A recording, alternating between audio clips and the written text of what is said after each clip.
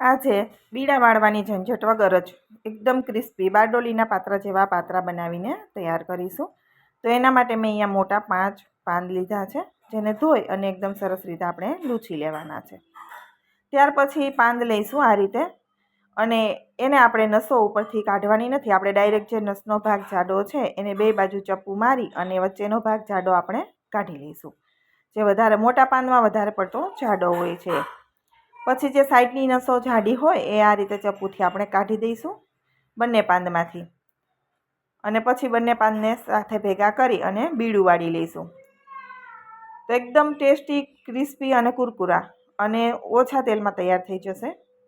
આ રીતે રોલ વાળી દઈશું અને હવે આપણે એને કટિંગ કરી દેવાના છે. તો વચ્ચે કાપો મૂકીશું, ફરી એને આ રીતે ફોલ્ડ કરી અને ફરી કાપો મૂકી દઈશું.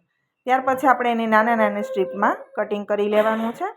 અને આ વસ્તુ એકદમ સરળતાથી અને ઝડપથી થઈ જાય છે. આ રીતે પાત્રા બનાવવાના હોય ને ત્યારે કંટાળો પણ નથી આવતો અને ટેસ્ટ પણ ખૂબ જ સરસ એવો આવે છે. તો આ રીતે બધા જ પાન છે એ આપણે અળવીના પાનનું કટિંગ કરી દઈશું. તો અહીંયા પાન કટિંગ થઈ અને રેડી થઈ ગયા છે. જે મિક્સિંગ બોલમાં આપણે લોટ તૈયાર કરવાનો છે એની અંદર જ કટિંગ લઈ લીધું છે પાનનું. અને હવે આપણે એની અંદર નાખીશું ચણાનો લોટ. તો અહીંયા હું 1.5 કપ ભરીને ચણાનો લોટ લઉં છું. સાથે મસાલા કરવાની જ ખૂબી છે. પાંદમાં કોઈ ટેસ્ટ હોતો નથી, એટલે મસાલા હંમેશા ચડિયાતા કરવાના. હિંગ નાખીશું, હળદર નાખીશું. તીખાસનું બેલેન્સ કરવાનું છે તમારી રીતે. મરચું પણ લેવાનું છે, એટલે લાલ મરચું, ધાણા જીરું નાખીશું અને ગરમ મસાલો નાખીશું. સાથે સ્વાદ પ્રમાણે મીઠું નાખવાનું છે અને અધકચરા વાટેલા 1 ચમચી આખા ધાણા અને 1 ચમચી વરિયાળી નાખી છે, જેનો ટેસ્ટ બહુ જ સરસ આવે છે. એટલે એક ખાસ લેવા, સ્કીપ ન કરવા. સાથે આદુ મરચાંની પેસ્ટ લીધી છે. તીખાસ થોડી ચડિયાતી રાખવાની, એટલે આદુ મરચાંની પેસ્ટ થોડી વધારે લેવાની. સાથે 2 થી 2.5 ચમચી જેટલા નાની ચમચી છે એટલા સફેદ તલ લીધા છે અને લીલા ધાણા નાખી દીધા છે. હવે 1 ચમચી ભરી અને ગળપણ, તીખાસ અને ખટાશ બધું હશે તો ટેસ્ટ બહુ જ સરસ એવો આવશે. એટલે થોડું ચડિયાતું બેલેન્સ રાખી અને કરવાનું છે આપણે.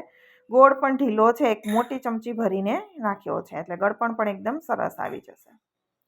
સાથે ખટાશ માટે અહીંયા આંબલીનો પલ્પ લીધો છે. 1 વાટકી ભરી અને આપણે આંબલીનો પલ્પ નાખી દઈશું. આંબલી ન ખાતા હોય તો તમે આમચૂર કે લીંબુ પણ લઈ શકાય. હવે બધી વસ્તુને આપણે પાન સાથે મિક્સ કરી અને જરૂર પડે એટલું જ પાણી નાખવાનું છે. કોઈ ઢીલો લોટ કે બેટર બનાવવાનું નથી, એટલે એ પ્રમાણે પાણીનો ઉપયોગ કરવાનો. થોડું એવું પાણી વધીને 1 થી 2 ચમચી જેટલું જ પાણી વપરાશે. એથી વધારે પાણીની જરૂર નથી પડતી. પાન સાથે સરસ રીતે આ રીતે હાથથી મસળી અને લોટ આપણે બાંધી અને કઠણ તૈયાર કરી દેવાનો છે, જેના રોલ આપણે વાળી શકીએ એવો. તો તમે જોઈ શકો છો અહીંયા લોટ છે એ બંધાઈ ગયો છે. અને બસ 1 મોટી ચમચી જેટલું જ આપણે પાણી વપરાણું છે. વધારે પડતું પાણીની જરૂર પડી નથી, એટલે કે નાની વાટકી હોય એટલું જ. લોટ બંધાઈ તૈયાર થઈ ગયો એટલે આપણે સાઈડમાં રાખી દીધો. અને જે સ્ટીમરમાં આપણે સ્ટીમ કરવાનું છે એની પ્લેટ છે આપણે તેલથી ગ્રીસ કરી લઈશું. હવે રોલ વાળી હાથ ઉપર તેલ લગાવી અને રોલ વાળી દઈશું. તમારી ચોઈસ પ્રમાણે તમે નાના મોટા રોલ બનાવીને તૈયાર કરી શકો છો. તો મોટા જાડા રોલ કરવા હોય તો એ પ્રમાણે પણ કરી શકાય. અને મેં અહીંયા 4 નાના કર્યા હતા એ સાઈઝમાં. મોટા પણ લંબાઈ આપણે આ રીતે નાના કરી અને રાખી દીધા હતા. 2 મોટા રોલ વાળીને પણ રાખી શકાય. તો આ રીતે હાથ ઉપર તેલ લગાવશો એટલે હાથમાં ચોટશે નહીં. અને આ પાત્રામાંથી તમે રસિયા પાત્રા પણ બનાવી શકાય, શાક પણ બનાવી શકાય, ક્રિસ્પી પણ બનાવી શકાય. ઘણી બધી રેસીપીઓ મેં આગળ પણ પાત્રાની શેર કરેલી છે. ખૂબ જ સરસ એવું શાક ને બધું તૈયાર થાય છે. અહીંયા પાણી પહેલેથી જ ગરમ થવા માટે રાખી દીધું હતું. પાણી સરસ ઉકળી ગયું છે. આપણે રોલ રાખી અને 10 મિનિટ સ્ટીમ કરીશું. ગેસની ફ્લેમ મીડિયમ ટુ હાઈ રાખીશું. 10 મિનિટ પછી જોશું ને તો એકદમ સરસ રીતે કલર પણ ચેન્જ થઈ ગયો છે. અને ચપ્પુ અથવા તો ટૂથપીક ડીપ કરી અને ચેક કરી લેવાનું. અહીંયા સરસ એવા બફાઈ ગયા છે રોલ. તો હવે આપણે પ્લેટને નીચે લઈ લઈશું. નીચે લઈ થોડી ઠંડી થાય ત્યાર પછી કટિંગ કરીશું. ત્યાં સુધી કટિંગ નહીં કરીએ. અહીંયા રોલ ઠંડા થઈ ગયા છે, એકદમ સરળતાથી રિમૂવ થઈ ગયા, તમે જોઈ શકો છો. હવે આપણે કોઈ ચપ્પુ છે એકદમ ધારવાળું સરસ લઈ અને એનું કટિંગ કરી દઈશું. તો હવે અહીંયા કટિંગ કરી અને તમે રસિયા પણ બનાવી શકો છો. વઘાર કરી અને આપણે સાદા અને તળવા હોય તો તળી અને શાકમાં પણ ઉપયોગ કરી શકાય. એકદમ સરસ રોલ વળી અને તૈયાર થઈ ગયા છે. તો આ રીતે બધા જ પાત્રાનું કટિંગ કરી દેવાનું છે. તો અહીંયા કટિંગ થઈ ગયું છે અને સાઈડમાં મેં તેલ પણ ગરમ થવા માટે રાખી દીધું છે.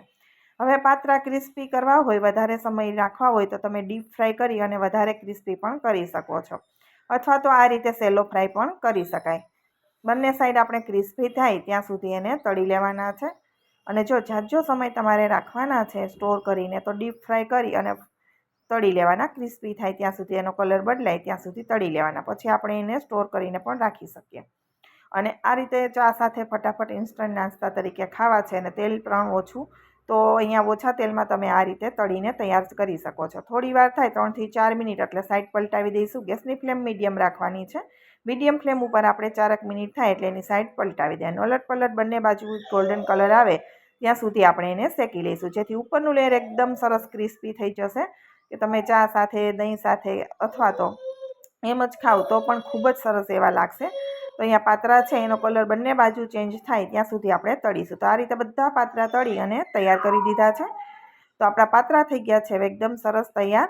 તો તમને રેસીપી કેવી લાગી છે એ મને કોમેન્ટ બોક્સમાં જરૂરથી જણાવજો. વિડીયો પસંદ આવે તો વિડીયોને લાઇક અને શેર કરવાનું બિલકુલ ભૂલતા નહીં. અને જો મારી ચેનલ ઉપર નવા હો તો સબસ્ક્રાઈબ જરૂરથી કરી દેજો, જેથી રોજ નવા વિડીયોના નોટિફિકેશન તમને મળતા રહેશે. અને પાત્રાની અવનવી રેસીપીઓ મેં લેયરવાળા પાત્રા છે, રસ પાત્રા છે, પાત્રાના અલગ અલગ શાક છે, બધા શેર કરેલા છે. તમે ચેનલ પરથી પણ જોઈ શકો છો. તો ખૂબ જ સરસ ક્રિસ્પી અને ફટાફટ બની જાય એવા સરસ મેથડ સાથે મેં આજ તમારી સાથે શેર કર્યા છે. તો તમે નજીકથી પણ મેં બતાવી દીધા છે કે તમે જોઈ શકો છો. ઉપરનું લેયર એકદમ સરસ ક્રિસ્પી અને ટેસ્ટી એવું બનીને તૈયાર થાય છે અને ટેસ્ટ પણ એટલો જ સરસ આવે છે. તો તમે એકવાર જરૂરથી આ રીતે ટ્રાય કરજો. ઓછી મહેનતમાં સરસ બનીને તૈયાર થઈ જશે. ફરી મળીશું આવા જ નવા વિડીયો સાથે. આવજો.